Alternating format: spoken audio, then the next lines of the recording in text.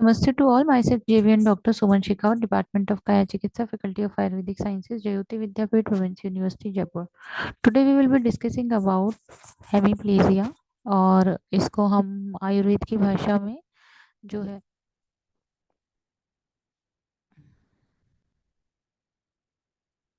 अर्धांघात भी कहते हैं। अर्धांघात मतलब आधे शरीर का आघात और आधे शरीर जो है हमारा उसका वर्क न कर पाना। दो तरह की स्थितियां यहाँ पे बनती हैं, एक अर्धांघात होता है और एक अधरांघात। अधरांघात की अगर बात की जाए तो अधरांघात से मतलब पैराप्लेजिया से है और अर्धांघात जो है वह हेमिप्लेजिया से कोरिलेट किया गया है। इसमें दो स्थितियां बनती हैं। दो स्थितियां, एक तो सेम साइड के अंदर जो होता है ना अपर और लोअर का इन्वॉल्वमेंट, जैसे राइट हैंड और राइट लेग, और दूसरी स्थिति जो होती है वो ऑपोजिट साइड की स्थिति बनती है, जैसे राइट हैंड और लेफ्ट लेग। तो इस तरह की जो स्थितियां बनती है, अगर सेम साइड का जो है आधे शरीर का अगर हेमिप्लेजिया है तो इप्सिलेटरल हेमिप्लेजिया, और ऑपोजिट साइड का अगर इन्वॉल्वमेंट है तो इसके लिए कॉन्ट्रालेटरल हेमिप्लेजिया कहा गया है। It causes weakness, problems with muscle control and muscle stiffness. If hemiplegia onset before birth, अगर हेमिप्लेजिया जो है बिफोर बर्थ या ड्यूरिंग बर्थ या within first 2 years of life, अगर बच्चा होने के 2 साल के अंदर अगर बच्चे के साथ में इस तरह की स्थिति डेवलप होती है तो इसे कंजेनाइटल हेमिप्लेजिया कहा गया है।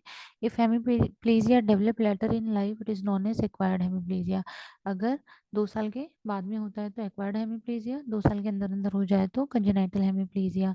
एक बार हो जाता है नॉन प्रोग्रेसिव हो जाता है, नॉन प्रोग्रेसिव होता है हेमिप्लेजिया।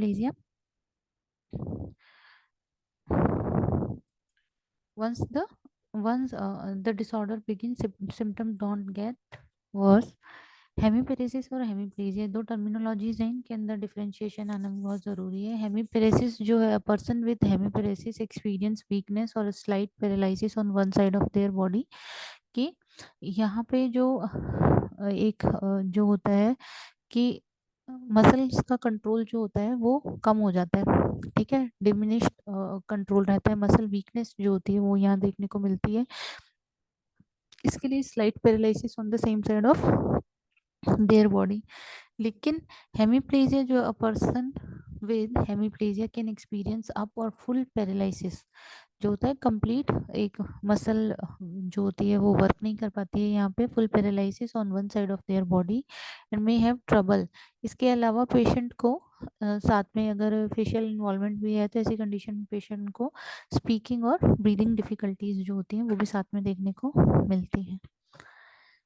अगर हम हेमीप्लेजिया के कॉजेज की तरफ जाएं कि किस तरीके के कारणों की वजह से हेमीप्लेजिया डेवलप हो सकता है, तो सडन ऑनसेट हेमीप्लेजिया होता है, ग्रेजुअल ऑनसेट हेमीप्लेजिया और ट्रांजिएंट और रिकरेंट हेमीप्लेजिया देखने को मिलता है।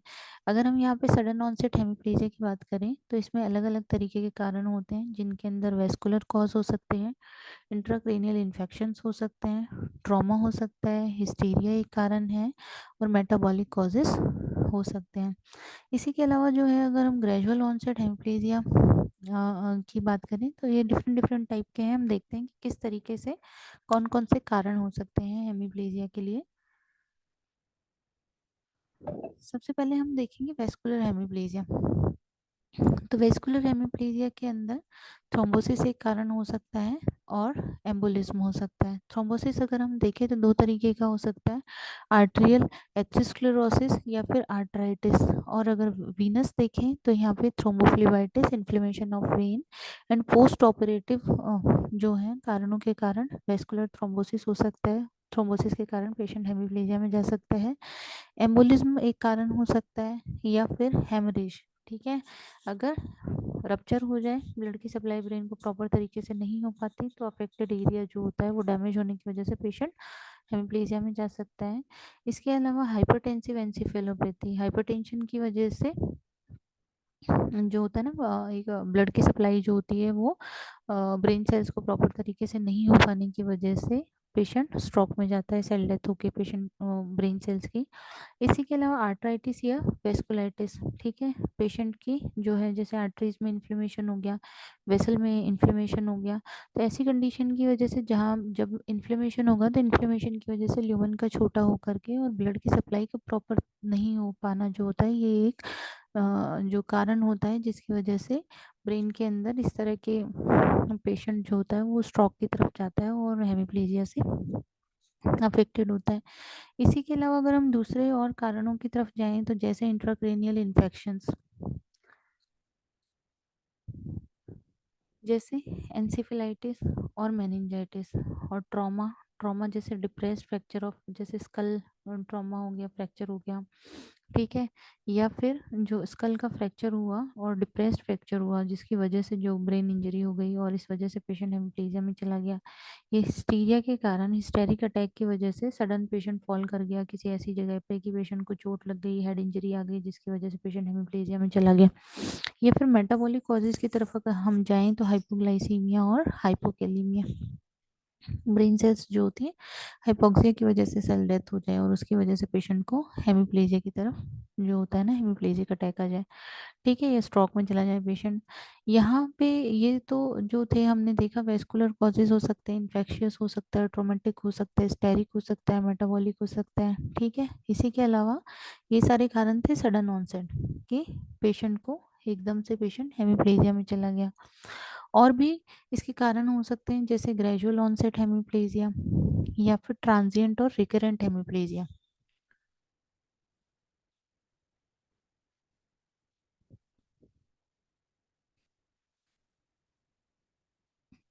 ग्रेजुअल ऑनसेट हेमिप्लेजिया के अंदर सेरेब्रल ट्यूमर, कंजेनाइटल डिफेक्ट और सेरेब्रल एजेनेसिस, कि पेशेंट को जो ब्रेन है वो ही नहीं बन पाया है फुली, ठीक है।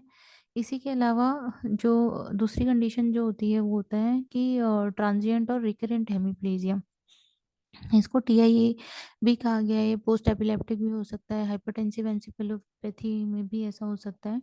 ट्रांजिएंट इस्चेमिक अटैक के अंदर कि किसी भी कारण से कुछ समय के लिए सप्लाई जो होती है वो पेशेंट को, ब्रेन सप्लाई जो होती है वो ऑब्स्ट्रक्ट होती है और फिर फ्लो वापस होना शुरू हो जाता है, तो कुछ समय के लिए पेशेंट को ऐसे स्ट्रोक जैसे सिम्टम आते हैं जो कुछ ही देर के अंदर वापस सबसाइड हो जाते हैं। रिवर्सिबल होता है ये, रिवर्स हो जाता है, जबकि जो दूसरे और कंडीशंस हैं उनके अंदर पेशेंट को इरिवर्सिबल चेंजेस जो होते हैं वो आते हैं, जैसे हेमरेज वगैरह में पेशेंट को इरिवर्सिबल चेंजेस आते हैं। तो इस तरीके से सडन, ग्रेजुअल और ट्रांजिएंट और रिकरेंट हेमिप्लेजिया हमने देखे कि किन किन कारणों की वजह से हेमिप्लेजिया हो सकता है। अभी हम अगर सिम्टम्स ऑफ हेमिप्लेजिया की तरफ जाएंगे, किस तरह के सिम्टम्स जो होते हैं वो पेशेंट को आते हैं, तो देखते हैं।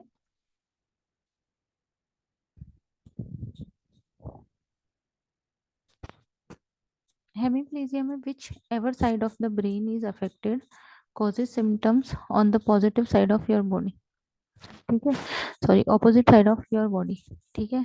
और मसल वीकनेस है इसके अंदर क्या, जनरली ऐसा होता है कि जो जिस साइड का जो होता है ब्रेन अफेक्टेड होता है उसके ऑपोजिट साइड जो होती है उसके ऊपर पेशेंट को सिम्टम्स प्रोड्यूस होते हैं। यहाँ पे पेशेंट को मसल वीकनेस देखने को मिलेगी, स्टिफनेस मिलेगी ऑन वन साइड, इसके अलावा मसल स्पास्टिसिटी और परमानेंट मसल कंट्रोल जो होता है वो पेशेंट को, मसल कॉन्ट्रैक्शन जो होती है वो पेशेंट को देखने को मिलती है।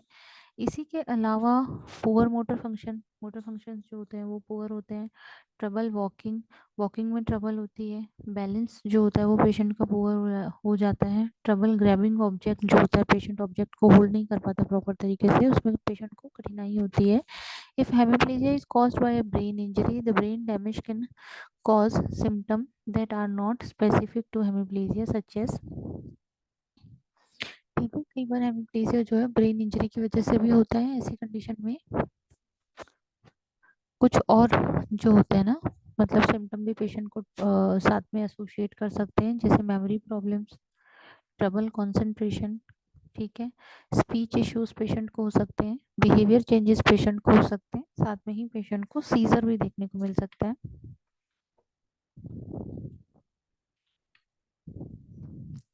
आप ये इमेज में देख सकते हैं कि किस तरह की जो होती है पेशेंट को सिम्टम आने शुरू होते हैं, जैसे हेमिप्लीजिया के साथ में फेशियल इन्वॉल्वमेंट भी अगर है, पेशेंट को फेशियल पैरालिसिस भी है, तो आप देख सकते हैं कि किस तरीके से पेशेंट को अपना जो है मुंह को खोलने में दिक्कत आती है, पूरा फुली अपने मुंह को खोल नहीं पाता है, और चीक मसल्स जो होते हैं वहाँ पे ड्रूपिंग पेशेंट को होती है और स्पेस्टिसिटी वहाँ पे प्रेजेंट होती है पेशेंट को। इसी के अलावा पेशेंट के मोटर फंक्शंस जो होते हैं वो लॉस कर जाते हैं, मसल मूवमेंट के अंदर पेशेंट को दिक्कत आती है अफेक्टेड साइड के अंदर, और लॉस ऑफ सेंसेशन जो होता है वो पेशेंट को देखने को मिलता है। अगर यहाँ पे हम डिफरेंशियल डायग्नोसिस करें तो हम किस तरीके से देख सकते हैं कि पेशेंट को जो है थ्रोम्बोसिस की वजह से हेमिप्लेजिया हुआ है या एम्बोलिज्म की वजह से हुआ है या हेमरेज की वजह से हुआ है। तो देखिए जनरली अगर हम एज के अकॉर्डिंग देखते हैं तो थ्रोम्बोसिस की वजह से होने वाला जो हेमिप्लीजिया है यहाँ यह मिडिल और ओल्ड एज में देखने को मिलता है, जबकि एम्बोलिज्म की वजह से यंग और ओल्ड एज में देखने को मिलता है। हेमरेज के कारण भी मिडिल और ओल्ड एज के अंदर हेमिप्लीजिया देखने को मिलता है। इसी के अलावा अगर हम ऑनसेट की बात करें तो थ्रोम्बोसिस की वजह से होने वाला सडन और प्रोग्रेसिव होता है, एम्बोलिज्म की वजह से होने वाला इंस्टेटेनियस होता है, और हेमरेज की वजह से होने वाला कैटेस्ट्रॉफिक एंड प्रोग्रेसिव रैपिडली। ठीक है, यहाँ पे हेमरेज की वजह से बहुत ही ज़्यादा हम पेशेंट को जो होता है ना यहाँ पे एक पेशेंट को ज़्यादा भयानक रूप से इस तरीके से एक सिम्टम्स जो होते हैं ना वो प्रकट होते हैं पेशेंट के। अगर हम टाइम बाउंडेड देखें तो जनरली ऐसा होता है कि अगर थ्रोम्बोसिस की वजह से किसी पेशेंट को हेमिप्लेजिया में पेशेंट गया है तो अर्ली मॉर्निंग पेशेंट को अटैक आते हैं इसके। एम्बोलिज्म की वजह से आफ्टर एक्सर्शन, और हेमरेज की वजह से पोस्ट प्रेस।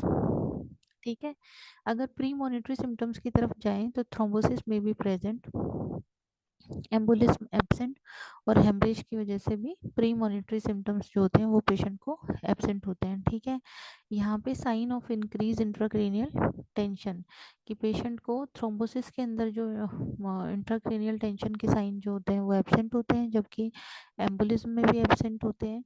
हेमरेज की स्थिति में अगर पेशेंट है तो इंट्राक्रेनियल टेंशन जो होता है वो पेशेंट का इंक्रीज होता है। ऐसी कंडीशन में पेशेंट को किस तरह के सिम्टम्स आते हैं, पेशेंट को ऐसी कंडीशन के अंदर हेडेक, वॉमिटिंग, अनकॉन्शियसनेस, इस तरह के लक्षण आते हैं।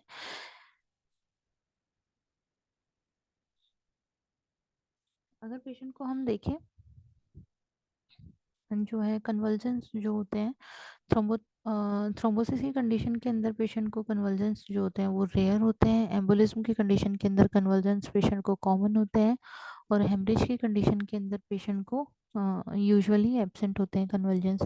ब्लड प्रेशर जो होता है वो थ्रोम्बोसिस और हेमरेज की कंडीशन के अंदर हाई होता है, एम्बोलिज्म की कंडीशन के अंदर जनरली ब्लड प्रेशर नॉर्मल होता है। अगर हम रिकवरी देखें तो थ्रोम्बोसिस और एम्बोलिज्म की कंडीशन में पेशेंट का को यूजुअली रिकवरी हो जाती है, जबकि हेमरेज की कंडीशन के अंदर पेशेंट को रिकवरी जो होती है वो not so.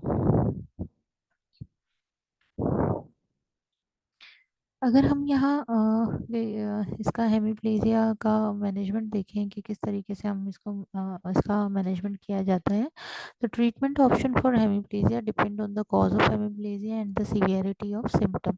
People with hemiplegia often undergo multidisciplinary rehab involving physical therapist, rehabilitation therapist, and mental health professionals.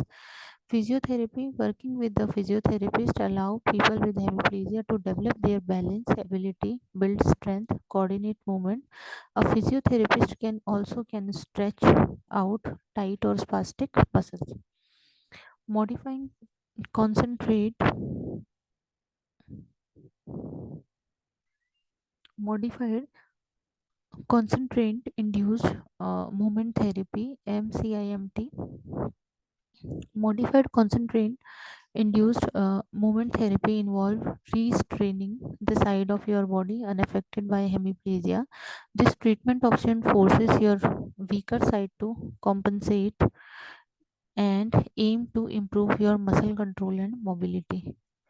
One small study trusted source source published in 2018 concluded that including MCIMT in stroke rehabilitation may be more effective than traditional therapies alone. Assistive devices, some physical therapists may recommended the use of a brace, cane, wheelchair, or walker. Using an assistive devices may help improve muscular control and mobility. It is a good idea to consult a healthcare professional And you can make your home such as raised toilet seat, ramp, grab bars. Mental imaginary की अगर हम बात करें, imagery की अगर हम बात करें तो imagine moving the paralyzed half of your body may help activate the part of the brain responsible for movement. Mental imagery is often paired with other therapies and is rarely used by itself. One meta analysis looking at the result of 23 studies found that mental imagery may be an effective treatment option for regaining strength when combined physical therapy. ठीक है.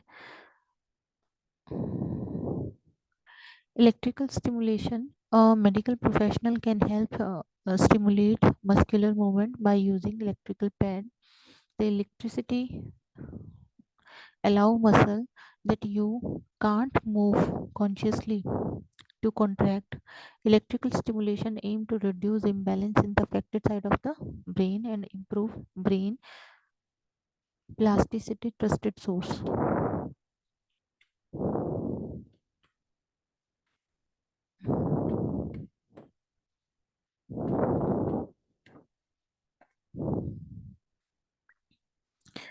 Basically, I have tried to make you understand that how we can define hemiplegia and what is the cause of hemiplegia, and how we can differentiate or that patient having hemiplegia or stroke with thrombosis, embolism or hemorrhage. It is very important to know that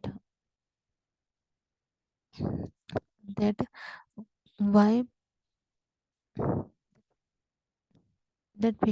patient is suffering from this disease. It is very important to know, just because our treatment is based on the cause of the disease.